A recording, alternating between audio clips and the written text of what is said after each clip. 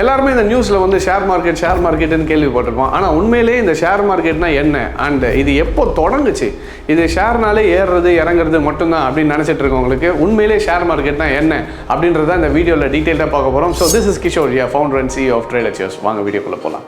190 to 166 in the blink of an eye. The Nasdaq, everything and more has been completely wiped out. It was the worst day on Wall Street since the crash of 19... so இந்த share market அப்படின்றது இன்றைக்கி ஒரு பரவலாக பேசக்கூடிய ஒரு விஷயமா இருக்குது. ஆனால் இது உண்மையிலே எங்கே தொடங்குச்சு அப்படின்னு பார்த்தீங்கன்னா 1600s வந்து டச் ஈஸ்ட் இந்தியா கம்பெனின்றவங்க வந்து என்ன பண்ணிட்டு இருப்பாங்கன்னா, இவங்களோட ஒரு வரலாறு என்னென்னா, இவங்க வந்து ஒரு ஷிப்பிங் கம்பெனி, ஷிப்பிங்கில் ட்ரேட் பண்ணக்கூடிய கம்பெனி. இப்போ என்னென்னா, இவங்க கண்ட்ரியிலேருந்து ஷிப்பை எடுத்துகிட்டு போய் இன்னொரு கண்ட்ரியில் போயிட்டு மெட்டீரியல்ஸ் எல்லாமே வந்து ட்ரேட் பண்ணுவாங்க. எப்படின்னா கோல்டாக இருக்கட்டும், ஸ்பைசஸாக இருக்கட்டும், இல்லை சில்க்கு, துணிகள், இந்த மாதிரி விஷயங்களை வந்து இவங்க கண்ட்ரிலேருந்து ஒன்று எடுத்துகிட்டு போயிட்டு கொடுத்து இன்னொரு கண்ட்ரிலேருந்து வாங்கிட்டு வந்து திருப்பி இவங்க கண்ட்ரியில் விற்பாங்க. ஸோ இதுதான் இவங்களோட மேஜர் ஒர்க்கு. இப்போ இந்த டச் ஈஸ்ட் இந்தியா கம்பெனி என்னென்னா, நூற்றுக்கணக்கான ஷிப்பு வச்சுட்டு இவங்க என்ன பண்ணணும்னு பார்த்தீங்கன்னா, இப்போ இவங்களோட ஷிப்பு, இப்போ ஒரு ஷிப்புன்னு வச்சு போகுது சும்மா. இப்போ இது பார்த்தீங்கன்னா, இப்போ இவங்க வந்து குளோபில் சும்மா இப்போ ஒரு இடத்துக்கு போகிறதுக்கு பதில் இப்போ நிறைய இடத்துக்கு போனால் நிறைய இடத்துல என்ன கிடைக்கும், உங்களுக்கு நிறைய டிஃப்ரெண்ட் பொருட்கள் கிடைக்கும். அதை திருப்பி எடுத்துகிட்டு வந்து ஊரில் விற்றா இன்னும் நிறைய ப்ராஃபிட் பண்ண முடியும். ஆனால் இந்த ஷிப்பு இருக்குது பார்த்தீங்களா, இந்த ஷிப்பை மெயின்டெனன்ஸ் பண்ணுறதும் அது இல்லாமல் இதில் நிறைய டேஞ்சர்ஸ் இருக்குது. என்ன டேஞ்சர்னு பார்த்தீங்கன்னா, கடலில் போகும்போது சம்டைம்ஸ் இடிஞ்சு விடுறதுக்கு, இல்லை புயல் வரும்போது ஷிப்பை கவர்றதுக்கு, இல்லை டேமேஜ் ஆகிறதுக்கு இதில் வந்து ரிஸ்க் இஸ் இன்வால்வ். ஸோ அதிகமான ரிஸ்க் இருக்குது. அண்ட் அதே மாதிரி இதுக்கான மெயின்டெனன்ஸும் பார்த்தீங்கன்னா, இதை மெயின்டைன் பண்ணுறதும் ரொம்ப ஹை காஸ்ட்டு. ஆனால் இப்போ இவ்வளோ ஷிப்ஸும் இப்போ வேறு உலகத்தில் இருக்க பல கண்ட்ரீஸில் அனுப்புகிறோன்னு பார்த்தீங்கன்னா நிறைய செலவாகும். ஸோ இப்போ இவங்க போயிட்டு அந்த அளவுக்கு ஃபண்ட்ஸை எங்கே ரைஸ் பண்ணுறது அப்படின்ற பட்சத்தில் இப்போ பேங்க்ஸு நார்மலாக இது பண்ணும். ஆனால் அந்த காலத்தில் வந்து இவங்க என்ன பண்ணாங்கன்னா, இவங்க எல்லாருமே இந்த டச் ஈஸ்ட் இந்தியா கம்பெனின்றவங்க யார்கிட்ட போனாங்கன்னு பார்த்தீங்கன்னா, the company went to public.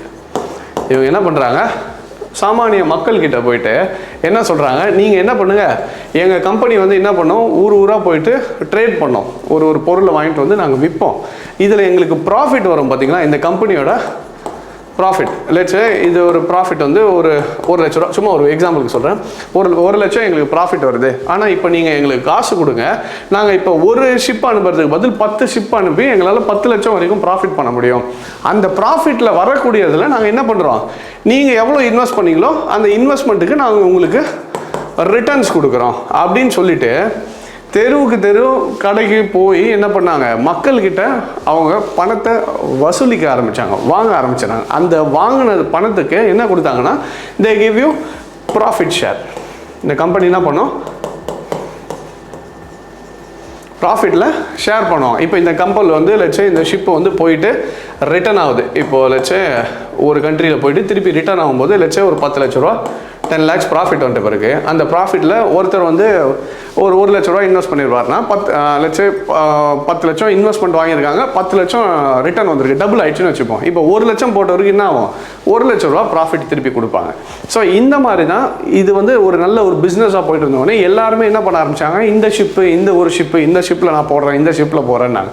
ஒரு ஸ்டேஜுக்கு மேலே 1600s என்ன பண்ணிட்டாங்க, டச் ஈஸ்ட் இந்தியா கம்பெனி ஒரு ஷிப்போட ஷேரை வாங்குறதுக்கு பதில் எங்களோட மொத்த கம்பெனி ஷேர்ஸை வந்து என்ன பண்ண ஆரம்பித்தாங்க, வெளியே கொடுக்க ஆரம்பித்தாங்க. So first company shares 1600s கொடுத்தது யாருன்னு பார்த்தீங்கன்னா, it was Dutch East India company. இவங்க தான் ஃபஸ்ட்டு ஷேரை கொடுக்குறாங்க. ஒரு கம்பெனியாக ஒரு ஷேரை வெளியே விட்டது டச் ஈஸ்ட் இந்தியா கம்பெனி தான். இப்போ இதை பார்த்துட்டு மக்கள்கிட்ட ஃபண்டை வசூலித்து அந்த ஃபண்டு மூலியமாக வச்சு நம்ம இன்னும் நிறைய பிஸ்னஸை டெவலப் பண்ண முடியும்ன்ட்டு என்ன பண்ண ஆரம்பித்தாங்க, மற்ற கம்பெனிகளும் இந்த ப்ராசஸை அடாப்ட் பண்ணிக்க ஆரம்பித்தாங்க. ஓகே, இது நல்ல பிஸ்னஸாக இருக்குது, நம்மளும் இதை ட்ரை பண்ணலான்னு ஆரம்பித்து அங்கேருந்து டெவலப் பண்ணது தான் இன்றைக்கி நாம் ட்ரேட் பண்ணக்கூடிய ஷேர் மார்க்கெட். அண்ட் அதே மாதிரி இந்த ஷேர் மார்க்கெட்டில் இப்போ வாங்குறதுக்கான நிறைய ரூல்ஸ் இருக்குது. அன்றைக்கி மாதிரி இல்லை, இன்றைக்கி நிறைய ரூல்ஸ் அண்ட் ரெகுலேஷன்ஸ் இருக்குது. அண்ட் அதே மாதிரி இது எப்படி ஒர்க் ஆகுது, ஒரு கம்பெனிலேருந்து நம்ம வாங்கணும்னா அதுக்கு என்ன மீனிங், அது எப்படி வாங்க முடியும், அதெல்லாம் தான் இந்த வீடியோவில் திருப்பி டீட்டெயிலில் பார்க்கலாம். ஸோ இப்போ ஷேர் மார்க்கெட் எப்படி தொடங்குச்சுன்றது பார்த்தோம். இப்போ நடைமுறையில் ஒரு ஷேர் மார்க்கெட் எப்படி ஒர்க் ஆகுது அண்ட் அதே மாதிரி ஏன் ஷேர்ஸ் கம்பெனி கொடுக்குறாங்க, அதுக்கான பின்னாடி இருக்க ரீசன் என்னன்றது இப்போ பார்க்கலாம். இப்போ ஒரு நமக்கு புரிகிற மாதிரி சொல்லணும்னா, லட்சே ஒரு ஹோட்டல் எடுத்துக்கலாம், ஏபிசின்னு வச்சுப்போம். இப்போ இந்த ஹோட்டல் வந்து ஏபிசி, ஹோட்டல் ஏபிசி. இந்த ஹோட்டல் வந்து ஃபுட்டு ரெஸ்டாரண்ட் இந்த ஒரு ரெஸ்டாரண்ட்டில் வந்து ஃபுட்டு வந்து ரொம்பவே நல்லா இருக்கும்னு வச்சுப்போம். பிரியாணியாக இருக்கட்டும், நிறைய எந்த ஃபுட்டாக இருந்தாலும் ரொம்ப நல்லா இருக்கும். இப்போ இவங்களோட கஸ்டமர்ஸ் இருப்பாங்க பார்த்தீங்களா, இப்போ இந்த ஹோட்டல் வந்து பயங்கர ஃபேமஸ் ஆகிடுச்சு. இந்த ஃபுட்டோட தரத்தினாலையும் ஃபுட்டோட டேஸ்ட்னாலையும் பயங்கர ஃபேமஸ் ஆகிடுச்சு. இப்போ என்ன ஆகுதுன்னா, மக்கள் ஒரு 10 கிலோமீட்டர் 5 கிலோமீட்டர் இருக்கவங்களாம், தள்ளி இருக்கவங்கலாம் வந்து இந்த ஹோட்டலில் வந்து சாப்பிட வராங்க.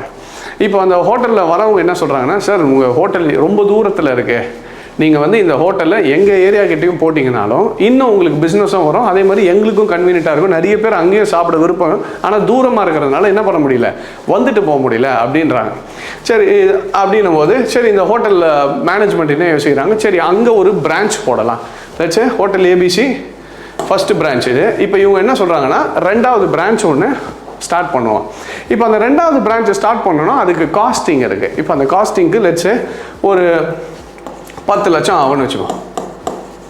இந்த பிரான்ச் காஸ்ட்டு,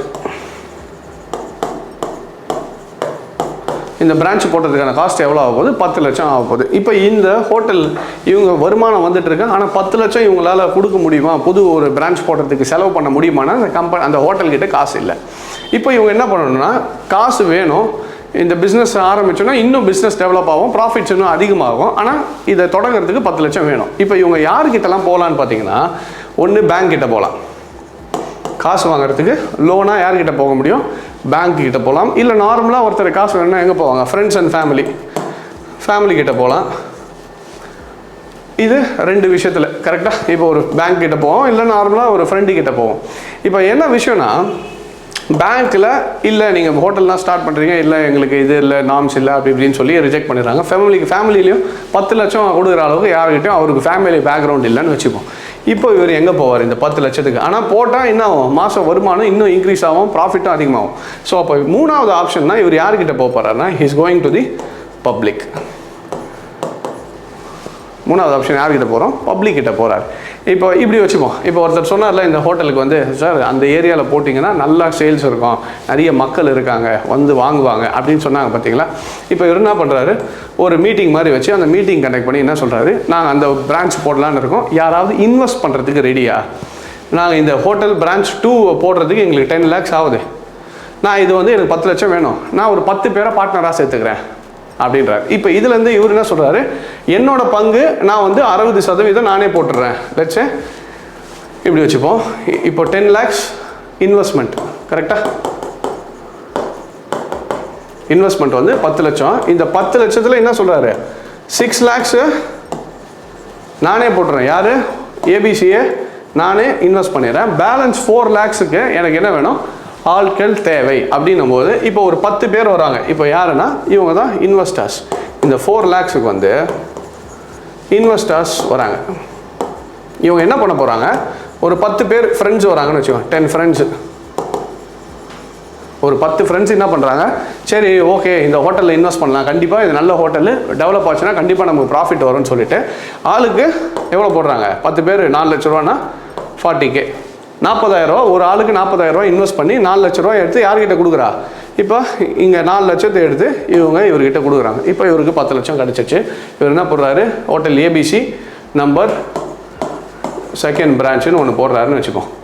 இப்போ இவர் என்ன பண்ணுறாரு, 2வது பிரான்ச்சை ஸ்டார்ட் பண்ணிட்டார். இப்போ இந்த 2வது பிரான்ச்சு ஸ்டார்ட் பண்ணி ஃபஸ்ட்டு மாதமே நல்ல ப்ராஃபிட். என்ன ப்ராஃபிட்னு பார்த்தீங்கன்னா 1 lakh ஆஃப்டர் எக்ஸ்பென்ஸ் எல்லாம் போக இப்போ என்ன ஆயிடுச்சு, 1 லட்ச ரூபா இவருக்கு என்ன கிடச்சிருக்கு, ப்ராஃபிட்டாக நின்று இருக்குது. அப்போ ப்ராஃபிட்டில் இப்போ என்ன பண்ண போகிறாருன்னா, ஒன்று இப்படி யோசிங்க, இப்போ இவர் மட்டும் இப்போ இந்த பிரான்ச்சுக்கு ஓனர் கிடையாது, இந்த பிரான்ச்சுக்கு யார் ஓனர், இவரும் ஓனர், ப்ளஸ் இந்த 10 பேர் போட்டிருக்காங்க பார்த்தீங்களா ஃப்ரெண்ட்ஸ், அவங்களும் இன்வெஸ்ட் பண்ணியிருக்காங்க. They are also part of the owner, கரெக்டாக? ஏன்னா நான் இன்வெஸ்ட்மெண்ட் போட்டிருக்கேன், நானும் அதில் ஒரு முதலாளி தான்.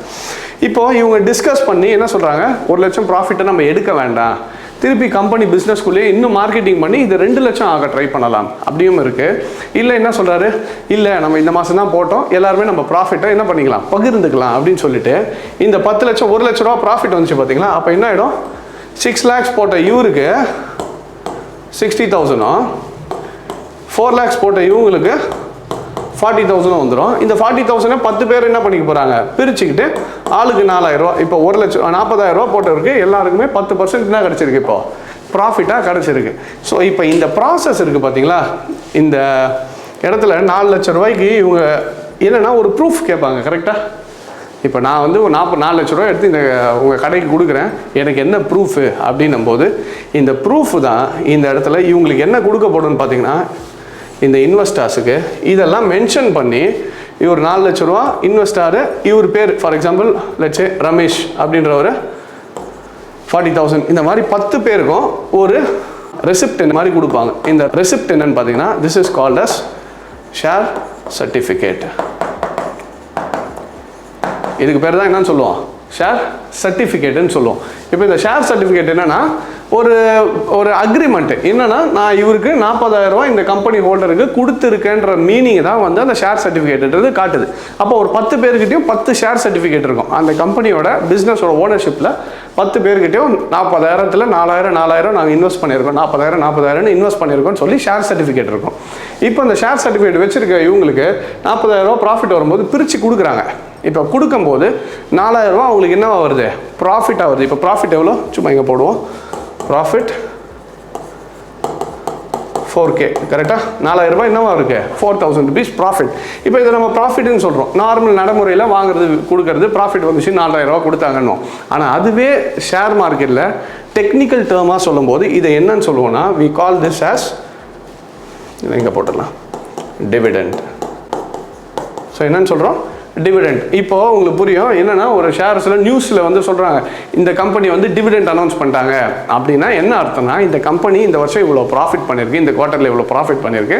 அந்த ப்ராஃபிட்டை என்ன பண்ணுறாங்க, அவங்களோட ஷேர் ஹோல்டர்ஸ் எல்லாருக்குமே ஷேர் பண்ணி கொடுக்க போகிறாங்க. அந்த ப்ராஃபிட்டை ஷேர் பண்ணுறாங்க. அந்த ப்ராஃபிட்டை கொடுக்கறதுக்கு பேர் தான் என்ன டெக்னிக்கல் டேர்மில் சொல்லுவோம்னா, we call this as dividend. இப்போ இன்னொரு இதில் 1 by 1 சொல்லிடுறேன் நான். ஹோட்டல் ஏபிசி வந்து என்ன பண்ணியிருக்காங்க, பிரான்ச் போடுறதுக்காக 10 இன்வெஸ்டர்ஸுக்கு அவங்களோட ஷேர்ஸை விற்றுருக்காங்க, கரெக்டாக. இப்போ இவங்க வந்து 10 ஷேரை வந்து யாருக்கு கொடுத்துருக்கா, இவங்களுக்கு கொடுத்துருப்பாங்க. அந்த ஷேரை கொடுக்கறது, இந்த ட்ரான்ஸ்ஃபர் ஆஃப் ஷேர்ஸ் இருக்குது பார்த்தீங்களா, ஓனர்ஷிப். இந்த ஓனர்ஷிப்பு இவங்களுக்கும் 40% ஓனர்ஷிப்பு யார் வாங்கிட்டா, 60% இவங்களே ரீட்டைன் பண்ணிட்டாங்க. 40% ஓனர்ஷிப்பை வந்து இவங்களுக்கு கொடுக்குறாங்க பார்த்தீங்களா. இந்த கொடுக்கறதுக்கு பேர் தான் we call this as IPO. இதை தான் என்னன்னு சொல்லுவாங்கன்னா ஐபிஓன்னு சொல்லுவாங்க. ஐபிஓனா என்னன்னு பார்த்தீங்கன்னா, நோட் பண்ணுறதுனா பண்ணி வச்சுக்கோங்க, initial public offering. Initial public ஆஃபரிங்னா இனிஷியலாக ஒரு பப்ளிக்கு அவங்களோட ஷேர்ஸை ஆஃபர் பண்ணுறாங்க, அதுதான் இனிஷியல் பப்ளிக் ஆஃபரிங். பப்ளிக் இப்போ என்ன பண்ணலாம், இந்த கம்பெனியோட ஷேர்ஸை போய் வாங்கிக்கலாம், நானும் இதில் ஒரு பங்குதாரர், நானும் இதில் இன்வெஸ்ட் பண்ணியிருக்கேன் அப்படின்னு சொல்லிட்டு இனிஷியல் பப்ளிக் ஆஃபரிங். இதில் இன்னும் டீட்டெயில்டு விஷயங்களை நம்ம பார்க்கலாம். இதில் வந்து யார் யாருக்கு எவ்வளோ அலாட்மெண்ட்டுன்னு கம்பெனி தருவாங்க, RIAs, HNIs, DII, FIIs, இந்த மாதிரி நிறைய விஷயங்கள் இருக்குது. அது வரக்கூடிய வீடியோஸில் நம்ம IPOக்குள்ளே என்ன நடக்குது, என்னென்ன பார்ட்டிசிபென்ட்ன்றது நிறைய டீட்டெயிலில் பார்க்கலாம். இப்போ ஒரு மார்க்கெட் ஸ்ட்ரக்சர் மட்டும் புரிஞ்சுப்போம். இப்போ இனிஷியல் பப்ளிக் ஆஃபரிங்கில் இப்போ எவ்வளோ கொடுத்துருக்காங்க, 40% ஷேர்ஸை வந்து கொடுத்துருக்காங்க. இதை வந்து இந்த 10 இன்வெஸ்டர்ஸ் வாங்கியிருக்காங்கன்னு வச்சுப்போம். இதுக்கு ப்ராசஸுக்கு பேர் தான் IPO. இப்போ இந்த மொத்த ப்ராசஸ் இருக்குது பார்த்தீங்களா, இந்த கம்பெனி வந்து IPO அனௌன்ஸ் பண்ணி அதில் 10 பேர் வாங்குறாங்க. இந்த ப்ராசஸுக்கு பேர் இட்ஸ் கால் பிரைமரி மார்க்கெட். நிறைய பேர் சொல்லுவாங்க பிரைமரி மார்க்கெட் அப்படின்னா என்னன்னா, from a company to the investor. Primary மார்க்கெட்டுன்றது என்னது, ஒரு கம்பெனி கிட்ட இருந்து ஷேர்ஸ் வந்து இன்வெஸ்டருக்கு போகிறது வந்து we call it as primary market. இப்போது நெக்ஸ்ட் சினாரியோ எடுத்துப்போம். இந்த 10 பேர் பார்க்குறாங்க, இந்த கம்பெனி நல்லா வளருது, பிரான்ச் வந்து ரொம்பவே நல்லா வளர்ந்துட்டுருக்கு. இப்போ இந்த ஒரு ஷேரை எவ்வளோக்கு வாங்கியிருக்காங்கன்னா, இதுக்கு எவ்வளோ கேட்டாங்க, 4 லட்ச ரூபா கொடுத்தாங்க, கரெக்டாக. 6 லட்ச ரூபா அவரே போட்டார், கம்பெனியே போட்டார், 4 லட்ச ரூபா இவங்க கொடுத்தாங்க, ஆளுக்கு 40,000 ரூபா இன்வெஸ்ட் பண்ணாங்க. இப்போது இதில் ஒரு இன்வெஸ்டர் என்ன பண்ணுறாரு, இன்னொரு அவரோட ஃப்ரெண்டு வந்து கேட்குறாரு, இந்த கம்பெனி நல்லா க்ரோ ஆகுது, இன்னும் என்ன ஆகும், கண்டிப்பாக இந்த பிரான்ச்சு நல்லா டெவலப் ஆகி இன்னும் ப்ராஃபிட் அதிகமாக தான் வரப்போகுதுன்னு தெரிஞ்சு, இப்போது ஒரு ஃப்ரெண்டு லட்சே இந்த இன்வெஸ்டரே கிடையாது, இன்னொரு பப்ளிக் வந்து என்ன கேட்குறாரு, ரமேஷ்னு வச்சுப்போம், இவர்கிட்ட வந்து லட்சே சுரேஷ்னு வச்சுப்போம். சுரேஷ் வந்து ரமேஷ் கிட்ட கேட்குறாரு, என்னதுன்னா, நான் உனக்கு 40,000க்கு நீ 40,000 தான் இன்வெஸ்ட் பண்ணேன், ஆனால் நான் உனக்கு லட்சே 45,000 தரேன், எனக்கு அந்த ஷேரை எனக்கு கொடுத்துட்றியா அப்படின்னு கேட்கும்போது ரமேஷ் என்ன யோசிக்கிறாரு, சரி ஓகே நமக்கு கொஞ்சம் செலவு காசு தேவைப்படுதுன்ட்டு 45,000 ரூபாய்க்கு இப்போ என்ன பண்ணிட்டாரு, ரமேஷ் வந்து இந்த ஷேரை 40,000 ரூபாய்க்கு வாங்கின ஷேரை 45,000க்கு வித்துட்டார். யாருக்கு? சுரேஷுக்கு வித்துட்டார். இப்போது ரமேஷ் டு சுரேஷ். இப்போது யாருன்னா கம்பெனிக்கு திருப்பி விற்கல, ரமேஷ்ன்றவர் கம்பெனிக்கு விற்கல, இவரே ஒரு இன்வெஸ்டர். இதுதான் ரமேஷ். இப்போ ரமேஷ் யாருக்கு விற்றுருக்காரு? இன்னொரு சுரேஷ்ன்றவருக்கு விற்றுருக்காரு. இவரும் யார்? He is also a investor. கரெக்டாக? அப்போது ஒரு investor to another investor. Okay, from a investor to another investor. ஒரு இன்வெஸ்டர் கிட்ட இருந்து இன்னொரு இன்வெஸ்டருக்கு பேர் போகிறதுக்கு பேர் it's called as secondary market.